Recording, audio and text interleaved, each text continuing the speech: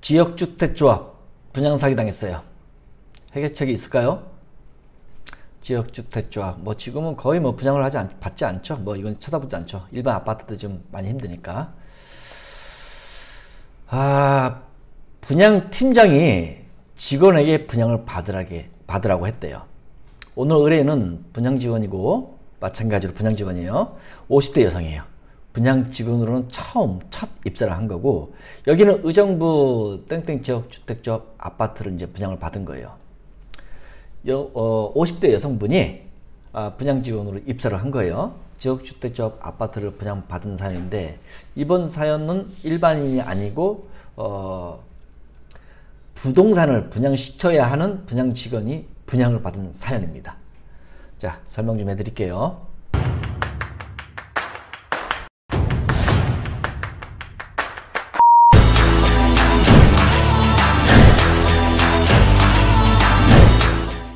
분양팀장에게 당한 것인가? 당한 것 같죠? 담당 분양팀장이 본인도 지역주택조합을 샀다면서 의뢰인도 분양을 받으라고 사라고 붙인 내용이에요. 그래서 의뢰인은 이 주택자라 자격이 안 될 거라고 분양팀장에게 얘기를 했대요. 당연히 지주택은 주택이 갖고 있으면 안 되죠. 자, 먼저 분양팀장을 분양받으라고 했어요. 자기도 분양을 받았다고. 10중 8구 분양을 받지 않았을 겁니다. 왜냐면 그들의 레파토리에 들어있는 내용 중에 분양받았다, 나도 받았다 많이 쓰는 대본이랄까? 멘트거든요. 그리고 의뢰인은 지역주택조합이 무주택자만 가능하다는 것 정도는 알고 있었어요. 물론 접수할 때는 유주택도 상관없지만은 다 적었을 때는 이제 주택이 있으면 안 되는 거. 그렇기 때문에 분양팀장은 의뢰인한테 이 주택자이기 때문에 안 된다고 얘기를 한 거예요. 의뢰인한테 아니라 의뢰인이 분양팀장에게. 네? 분양팀장은 알았어. 거기서 멈추지 않았어요. 그리고 분양팀장 하는 말이 설립 전에 주택을 해결하면 된다고, 괜찮다고 해서 계약을 받은 겁니다. 이렇게 부동산은 대부분이 본인의 의지보다 옆에서 좋다고 사라고 부추기거나 이렇게 권유하면은 이렇게 분양받는 사례가 굉장히 많습니다. 물론 소 뒷걸음으로 우연히 잘 된 케이스도 있긴 하지만 그건 모험을 건 도박이나 다름없어요. 위험합니다. 의뢰인 경우 분양 경험은 적지만은 일반인보다 분양 정보가 많은 분양 직원임에도 긴가민가한 상태에서 계약을 했어요. 의뢰인의 계약 사항을 한번 들여다보죠. 의뢰인은 분양 계약금 10%를 납부하고 1차 중도금까지 납부한 상황입니다. 여러분, 의뢰인은 지금 말씀드린 대로 계약금만 낸 거 아니에요. 계약금만 내면 계약금만 뜯기면 되지만 1초 중도금까지 납부를 했습니다. 이제 여러분도 많이 아시겠지만은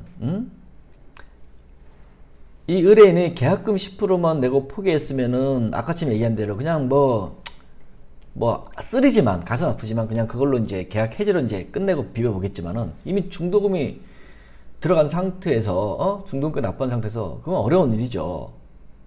그래서 분양 계약을 하기 전에 저한테 분석을 받는 경우도 많이 있지만은 중도금 자설을 하기 전에 저한테 물어보는 경우도 굉장히 많아요.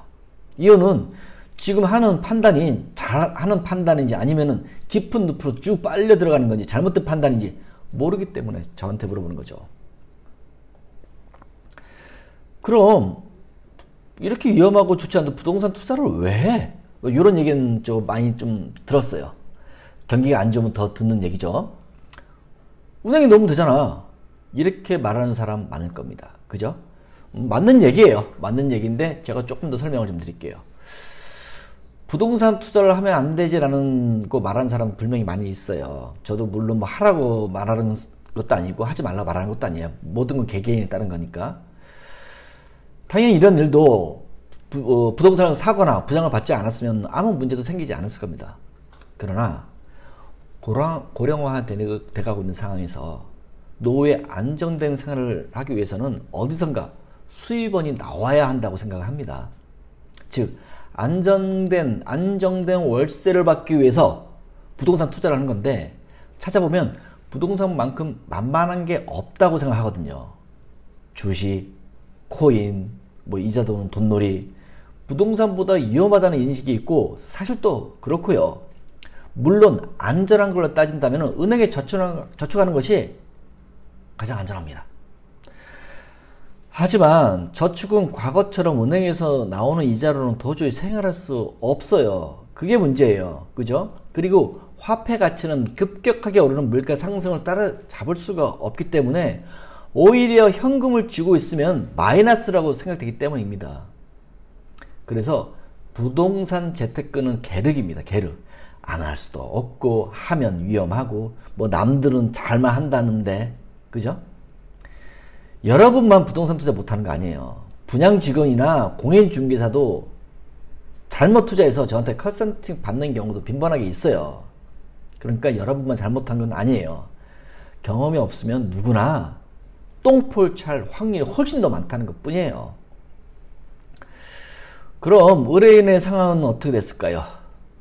잘못 투자하고 뭔가 잘못됐다고 느꼈을 때 그때 받는 불안감, 이거는 분양 직원이나 일반 사람들 똑같이 느낍니다. 맞아요. 예. 문제를 해결하기까지 고통받는 것은 분양 직원이 하더라도 다르지 않습니다. 정신적으로 피폐해지는 것은 경험하지 않는 사람은 절대 모를 겁니다. 일단 의뢰인이 분양받은 지역주택 아파트는 땅 매입이 이루어지지 않아서 깨진 항아리에 계속 물붓기식입니다. 돈만 들어가는 거예요. 그래서 여기는 수단과 방법을 가리지 않고 손해를 보더라도 탈출하는 방법 외에는 없어요.